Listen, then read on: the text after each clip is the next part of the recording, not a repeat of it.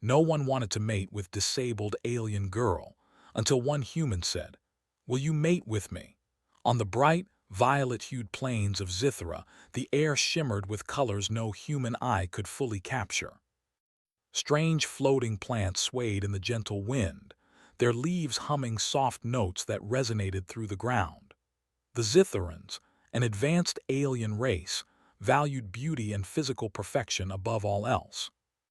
Their society revolved around displays of skill, agility, and appearance. Those who did not meet the standard were quietly, and sometimes not so quietly, ignored.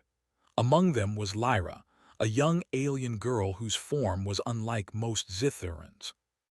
Her movements were slower, her limbs slightly uneven, and her vibrant blue skin bore faint markings that others called imperfections.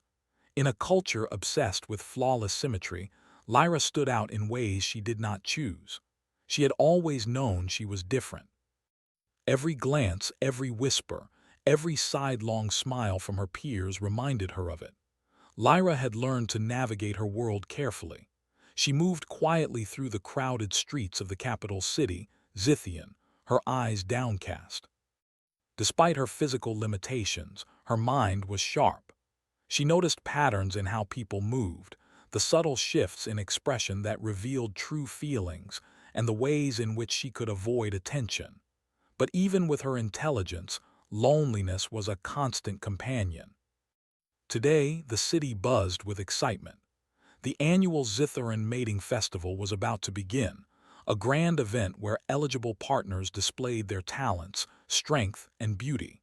Families gathered, watching their children perform in hopes of finding the perfect mate.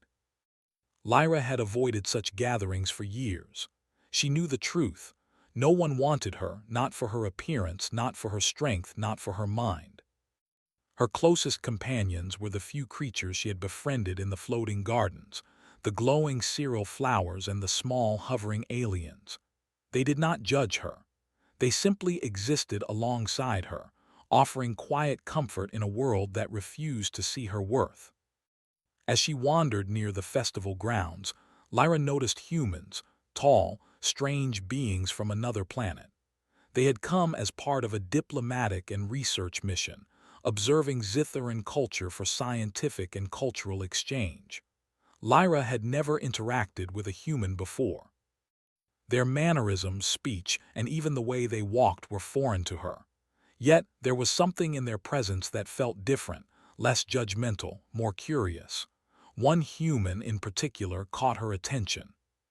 Ethan was his name, she learned later, a young man with an easy smile and eyes that seemed to observe without immediately judging. Unlike the Zitharans around him, he did not frown at the imperfections he saw. Instead, he seemed fascinated, as if he were trying to understand rather than criticize. Lyra kept her distance, watching him from behind a cluster of purple-hued ferns. Ethan noticed her immediately, not with disdain but with interest. He tilted his head, his gaze gentle. For a brief moment, it felt as if she was not invisible. The festival began with a grand display of agility and beauty. Zitharan youths leaped across platforms, executed aerial spins, and demonstrated feats of strength that left the crowds gasping.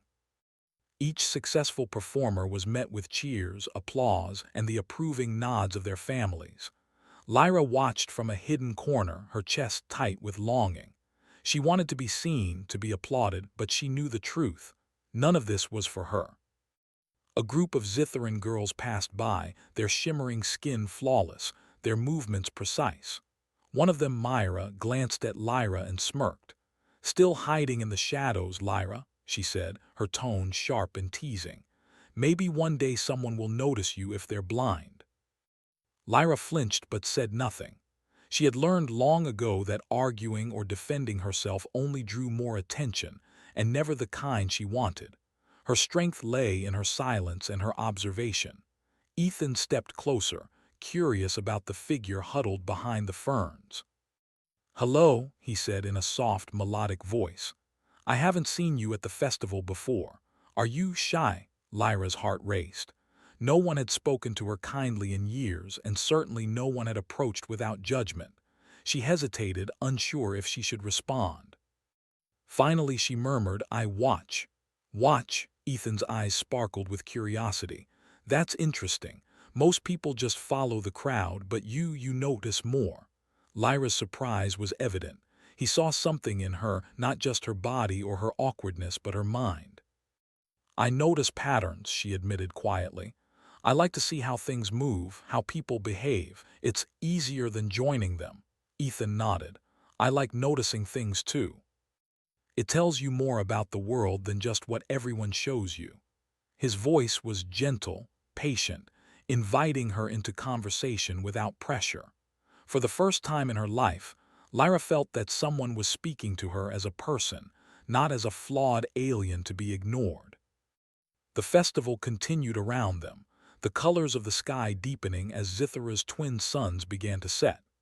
The floating platforms glowed in soft amber light, casting elongated shadows across the cheering crowds. Lyra and Ethan remained near the edge, quietly talking. She learned he was from Earth, here to study Zithran culture, and he asked her questions that did not embarrass her or mock her condition. "Do you like it here?" he asked. Lyra hesitated. She wanted to say no, to express the loneliness, the exclusion, the constant reminder of being unwanted. But she noticed how he listened so attentively, and instead she said, "It's beautiful. The plants, the skies, I like watching." "That's a good way to live," Ethan said softly, "seeing the beauty others miss." For a moment, Lyra allowed herself to imagine a different life, one where she was noticed for her mind, her thoughts, her heart, not just her appearance. She looked at him and realized she trusted him in a way she had never trusted anyone before. The festival began to wind down.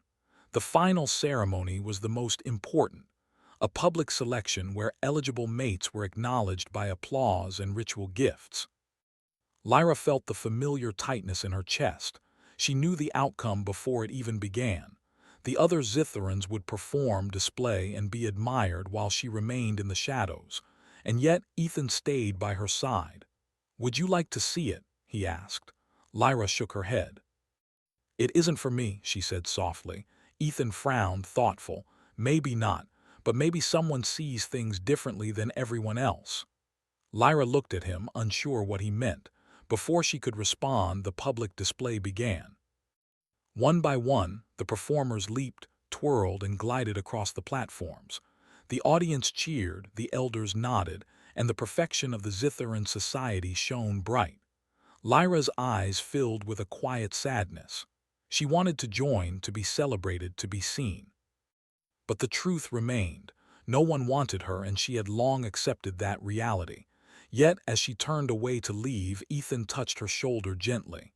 "You don't have to be like them to matter," he said. "I can see you. Do you want to talk more somewhere quieter?" Lyra blinked. No one had ever said that to her before. No one had offered to see her for herself, rather than what society told them she was. She hesitated, then nodded, a small spark of hope igniting inside her. As they walked toward a quiet garden filled with glowing flowers and hovering aliens, Lyra felt a strange mixture of fear and curiosity. Perhaps this human was different. Perhaps he could see her not as someone to ignore, but as someone to understand. The violet sky deepened to indigo, and the soft hum of Zithra's floating plants filled the silence between them. Lyra felt a flutter in her chest, a feeling she had long forgotten. Could someone truly see her, beyond the judgments of her society? Ethan smiled, noticing her hesitation. "You know," he said gently, "it's okay to be different. Some of the best things in life are unusual, unique, unexpected. Maybe you're one of those things." Lyra paused, considering his words. Perhaps, perhaps there was more to life than the cold approval of her peers. Perhaps her worth was not determined by the applause of others, but by those who chose to see her. And in that quiet garden, surrounded by glowing flowers and the soft light of Zithra's twin moons, Lyra felt something she had not felt in years, a sense of being seen, truly seen, for the first time in her life. Little did she know, this chance encounter would change everything. By the end of the week, her world, and the expectations of an entire society, would be challenged in ways she could never imagine. The next morning, Zithara's violet plains glimmered under the twin suns. Lyra awoke in her small, quiet room, feeling a strange mix of excitement and nervousness. She had never spent time with a human before, let alone one who had spoken to her as if she mattered. The encounter from the previous evening kept replaying in her mind: Ethan's kind eyes, his gentle voice, the way he seemed to notice her without judgment. Lyra moved through the streets of Zithian cautiously. Her skin shimmered faintly in the sunlight, a subtle hue that drew passing glances, but she ignored them. Today, she had decided, she would meet Ethan again. Something about him felt different. He did not carry the weight of Zithara's rigid expectations. He looked at her as a person, not a flaw to be hidden. Ethan was waiting near the floating gardens where they had spoken the previous night. His human figure looked out of place among the tall, graceful Zitharans, but he seemed perfectly at ease. He smiled warmly when he saw Lyra approaching. "Good morning, Lyra," he said. "I hope I'm not bothering you." Lyra shook her head. "No, you're not bothering me," she replied softly. I wanted to see you again." Ethan's smile widened. "I'm glad. There's something I want to show you."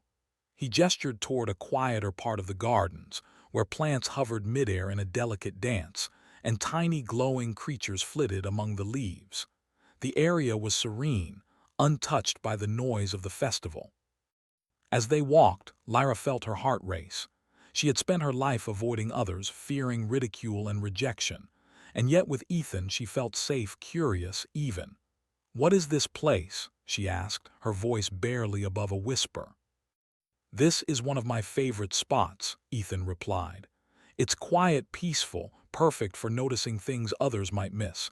I thought you might like it." Lyra nodded, feeling a warmth she had not experienced in years.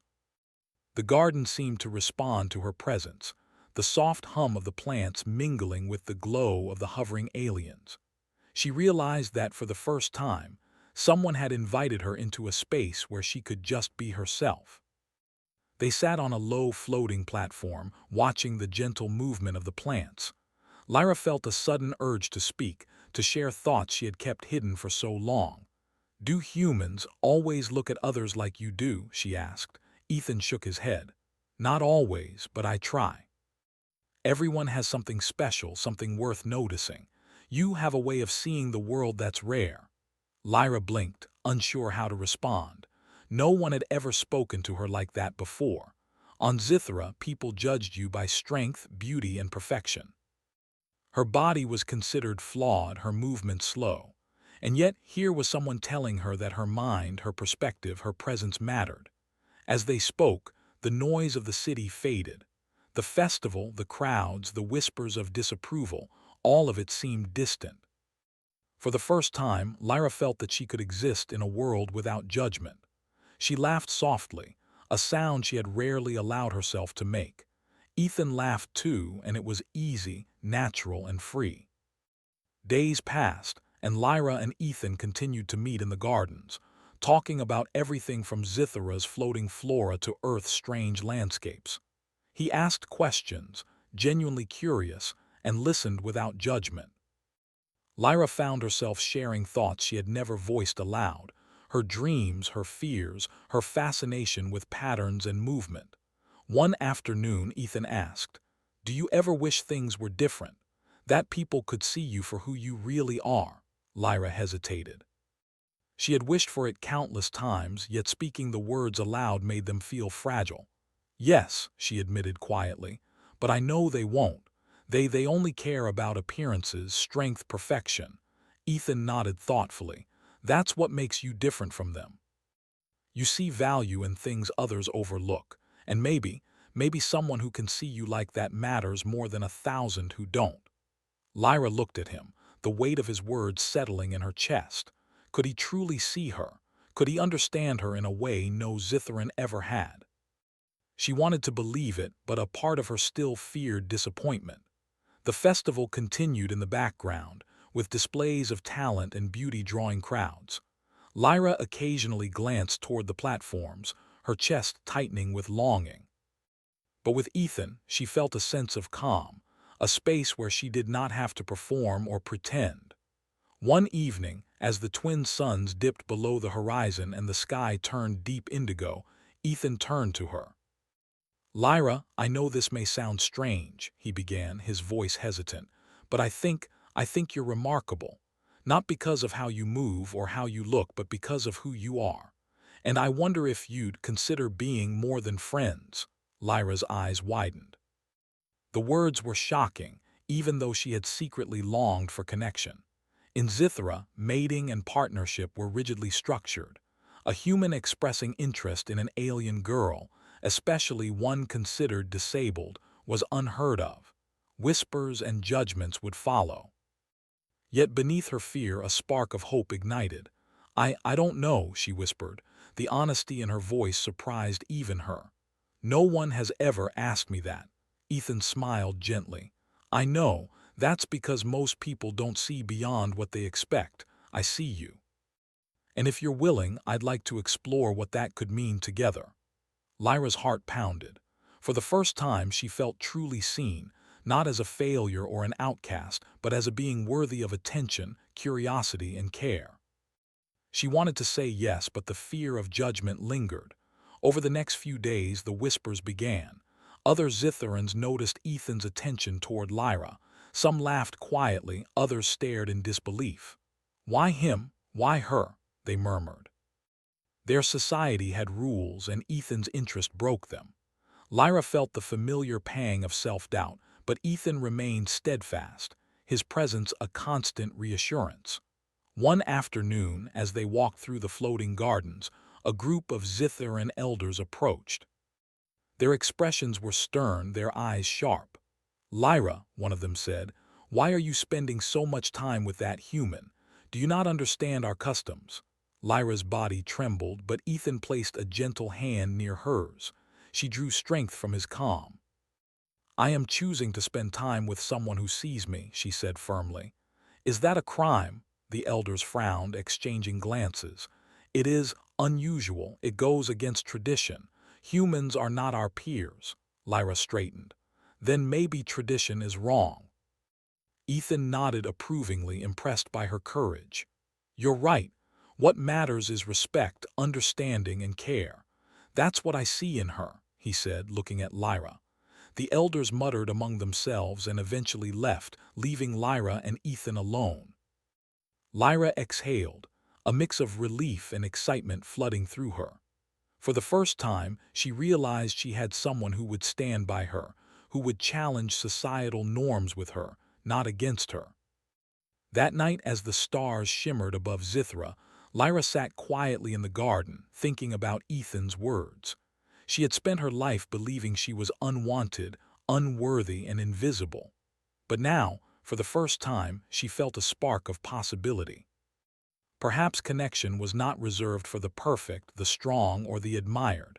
Perhaps it was reserved for those willing to see and be seen. Ethan approached her, carrying a small glowing flower from the garden. "For you," he said softly. "It's unique, like you." Lyra smiled, taking the flower. Its glow reflected in her eyes, and for the first time she felt that maybe she belonged somewhere, even if that place was unconventional. "I thank you," she whispered. "Don't thank me," Ethan replied. "Just let's see where this goes together." As they sat side by side, watching the glowing flora dance in the night, Lyra felt a warmth she had never known. The isolation, the judgment, the loneliness, they were still there, lingering like shadows, but for the first time she saw a way forward. Someone had chosen to see her, truly see her, beyond the flaws and imperfections. And in that simple act, Lyra realized that perhaps life could be more than what she had accepted. Perhaps with trust, courage, and companionship, she could find a place in the world, a place where she was more than an outcast, more than a shadow. And so, under the shimmering stars of Zithra, an unlikely connection began. One that would challenge societal norms, defy expectations, and open doors to a future Lyra had never imagined possible. Little did she know, the days ahead would bring challenges, choices, and moments that would test her courage, her heart, and her belief in the possibility of being loved. The sun rose slowly over Zithra, casting soft pink and violet hues across the floating plains. Lyra woke with a sense of purpose, though her heart beat fast. The whispers of the elders and her peers from the festival still lingered in her mind. People were talking about her, some with curiosity, some with disapproval. And yet, for the first time, she felt ready to face them. Ethan waited outside the floating gardens, leaning casually against one of the hovering platforms. When he saw Lyra, his smile widened, as if her presence alone brightened his day. "Good morning," he said. "Ready for another day?" Lyra nodded, feeling a mixture of nerves and determination. "Yes, today I want to understand more about this world," she said, "and maybe understand more about myself." Ethan's eyes softened. "Then let's explore together." "You're stronger than you think, Lyra, stronger than they realize." As they wandered through the bustling city, they passed groups of Zitharans casting curious glances their way. Some whispered behind hands, others frowned openly. Lyra felt the familiar sting of judgment, but she also noticed a new feeling: pride. She was walking with someone who believed in her, someone who treated her as an equal. That made all the difference. They arrived at a training arena, a vast space where young Zitharans practiced agility, strength, and precision. Normally, Lyra would have avoided it. She had no interest in performing feats of speed or strength that others valued. But Ethan encouraged her to watch. "Even if you don't participate, it's worth seeing," he said. Lyra observed as the performers leaped across platforms, their bodies moving with perfect harmony. The crowd cheered, praising those who excelled. She felt a pang of longing, a wish that she could be celebrated too. But then she looked at Ethan, and his smile reminded her that worth wasn't measured by perfection. "Why do they care so much about appearances?" she asked softly. Ethan shrugged. "Every society has its rules, but rules don't always make sense. What matters is how you treat others and how you let them treat you." Lyra considered his words. They were simple yet powerful. She realized that while she could not change everyone's opinions, she could control how she responded. Days passed, and their bond grew stronger. They shared stories, laughed, and even debated about the differences between Earth and Zithra. Lyra discovered that Ethan had a natural curiosity and patience that made it easy to open up. She found herself speaking freely, revealing thoughts she had long kept hidden. But not everyone was pleased with their growing connection. Some Zitharans began to spread rumors, questioning why a human would be interested in Lyra. "He must be blind," one whispered. "Or foolish," said another. The Council of Elders, who oversaw traditions and mating rules, began to take notice. One afternoon, as Lyra and Ethan sat in the floating gardens, an elder approached. Her long limbs moved with grace, her skin glowing under the sun. "Lyra," she said, her voice sharp, "we need to speak. Your behavior with this human is unusual. You know the rules." Lyra felt a surge of fear, but she drew strength from Ethan's presence. He gave her a reassuring nod. "I understand," she said, "but I am choosing this path. Not because I want to break rules, but because I want to be seen as I am." The elder frowned, clearly displeased, but she said nothing more and left. Lyra exhaled, feeling both relief and tension. She realized that standing up for herself was not easy. It required courage, persistence, and the willingness to face criticism. That evening, as the twin suns set and the sky turned deep indigo, Lyra and Ethan walked through the quiet streets. Lyra spoke softly, her voice filled with thought. "I never thought anyone would truly care about me.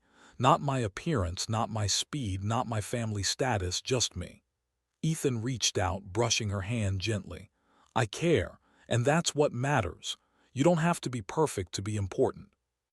You are important because you are you." Lyra smiled, feeling a warmth spread through her chest. For the first time, she understood that worth was not about perfection or skill. It was about connection, respect, and trust. Over the next few days, challenges began to emerge. Some Zitherans openly mocked her, whispering cruel comments about her disability. Others avoided her entirely, casting cold glances. But Ethan remained by her side, always encouraging, always patient. Lyra began to notice a change within herself. She no longer felt the crushing weight of invisibility. She began to speak up, to assert her presence, to refuse the dismissal that had haunted her for years. One day, a group of young Zitherans approached, daring her to participate in a trial of agility. Normally, she would have fled fearing embarrassment, but this time she stood tall. "I will try," she said firmly. The crowd murmured in surprise. Even Ethan looked impressed, though he did not push her. Lyra knew this was her choice, not a performance for others. She climbed onto the platform, her heart racing. She was slower than the others, her movements awkward by their standards. But she focused on her own rhythm, her own way of moving. When she completed the trial, she did not win. But something remarkable happened. People cheered. Not for her perfection, but for her courage. For the first time, Lyra realized that bravery and perseverance could be celebrated in ways physical beauty could not. Later, Ethan smiled at her. "See, you don't have to be perfect. You just have to be willing to try."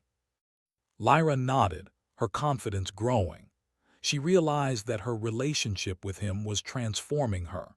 She was learning to trust herself, to embrace her uniqueness, and to face society's expectations with courage.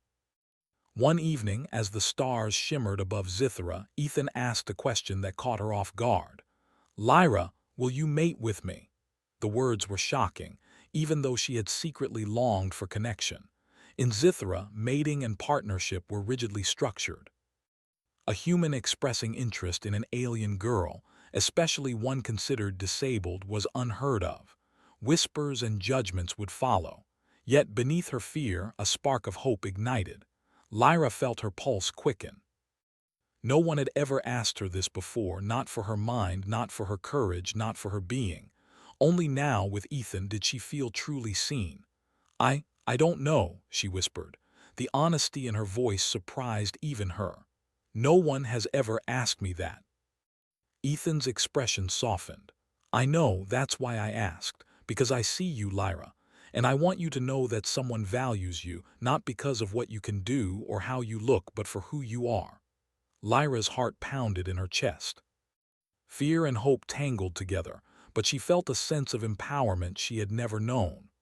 Perhaps she could take this step, trust this human, and explore a bond that went beyond tradition, beyond judgment, beyond societal expectations. As the days went by, the whispers grew louder. Rumors spread across Zithera, reaching elders and citizens alike. Some questioned Lyra's judgment, others questioned Ethan's sanity. The pressure mounted, but Lyra found strength in her growing confidence. She had faced fear before, and she had survived. She realized that courage was not the absence of fear, but the decision to move forward despite it.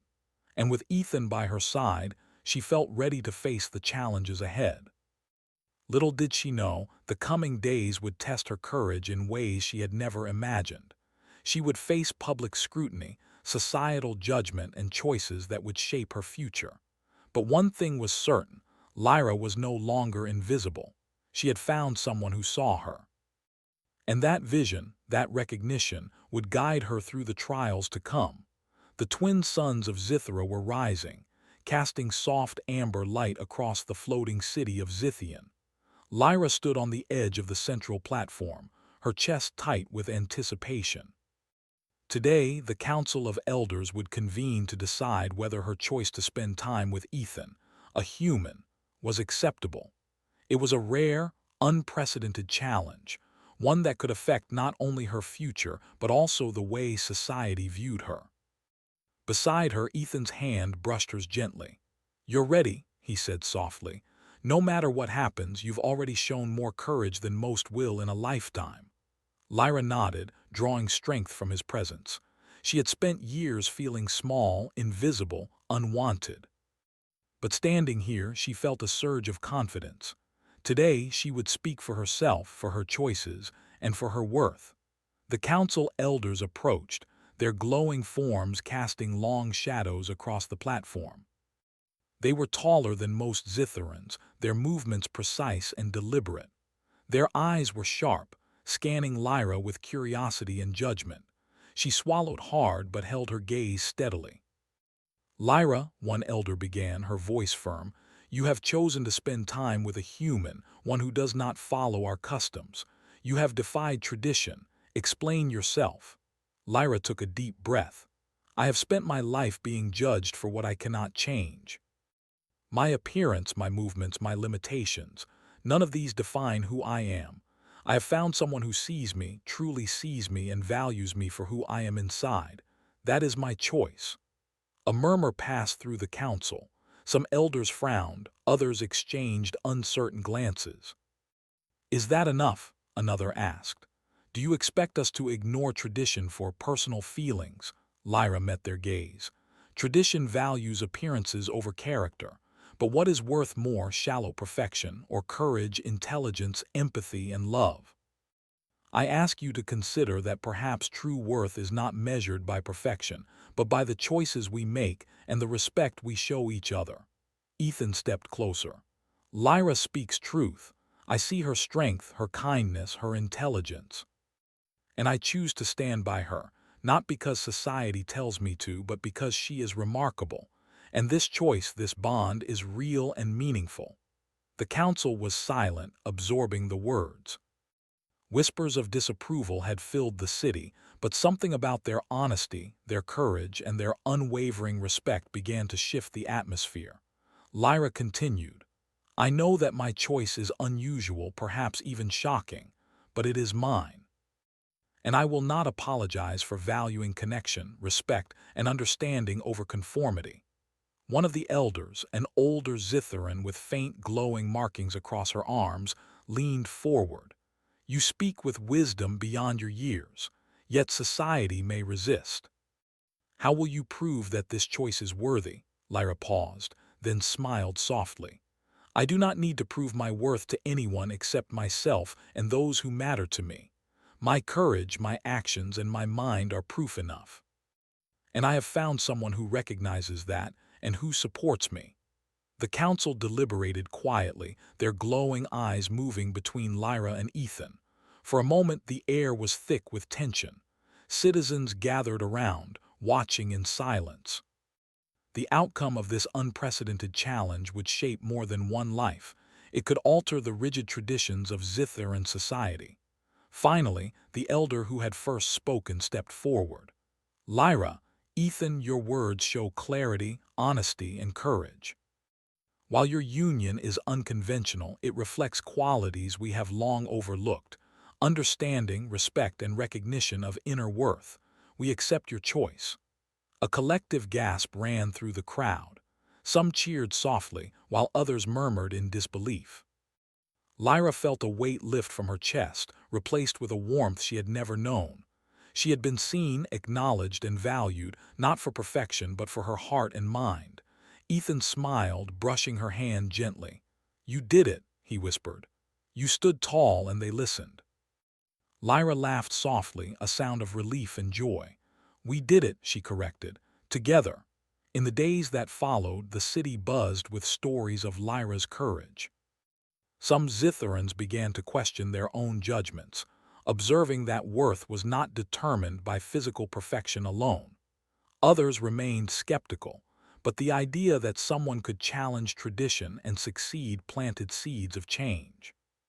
Lyra and Ethan continued to meet in the floating gardens, now free from fear. They explored the forests of Zithra, learning about each other's worlds and discovering joy in the small, ordinary moments. Lyra noticed herself growing stronger, not physically perhaps, but in confidence, courage, and self-belief. One afternoon, as they sat on a glowing platform watching the twin suns set, Lyra turned to Ethan. "I never thought anyone would choose me, not for who I am, not for my mind, my heart, just me." Ethan smiled. "You are worth choosing, Lyra, always, and I hope you see that now too." She nodded, feeling tears of happiness prick her eyes. For so long she had lived in shadows, watching others celebrate and being ignored. Now she was visible, she was valued, she was free to live authentically. The festival of the following year was different. Lyra did not attend as a participant but as a respected guest. People whispered about her and Ethan, some still skeptical but many curious. Her courage had challenged old norms, and slowly, change began to ripple through the city. Lyra realized that her life would not be easy. Societal expectations could still press down, and prejudice could still appear. But now she had something far stronger than fear. She had self-respect, confidence, and someone who stood by her side. One evening, as the floating gardens glowed under Zithara's stars, Ethan leaned close. "Lyra, will you explore this connection with me fully?" he asked gently. Lyra's heart raced. She had come a long way from hiding in shadows, from believing she was unworthy. Now she could answer with certainty. "Yes," she said softly, a smile lighting her face. "Yes, I will." And so Lyra stepped into a new chapter of her life, one where she was seen, valued, and loved, not for what society demanded, but for who she truly was. Together, she and Ethan began to explore a bond that transcended tradition, expectation, and fear. In the weeks and months that followed, their connection became a quiet symbol of change. Others who had been marginalized, alien girls with disabilities, or those overlooked for different reasons, began to feel hope. Lyra's courage had opened a door for others, showing that worth was not in appearances, but in courage, kindness, and the willingness to see the humanity, or Zitharan soul, in one another. Lyra looked at Ethan one evening as the twin moons rose, casting silver light across the floating gardens. She felt a profound sense of peace. She had faced fear, rejection, and doubt, yet she had emerged stronger, visible, and valued. She realized that love, respect, and connection were not rewards for perfection. They were the birthright of those brave enough to claim them. And in that moment, Lyra knew something profound. She was no longer invisible. She was seen, chosen, and cherished. And the world, slowly but surely, would begin to change because of it. For the first time in her life, Lyra felt truly free.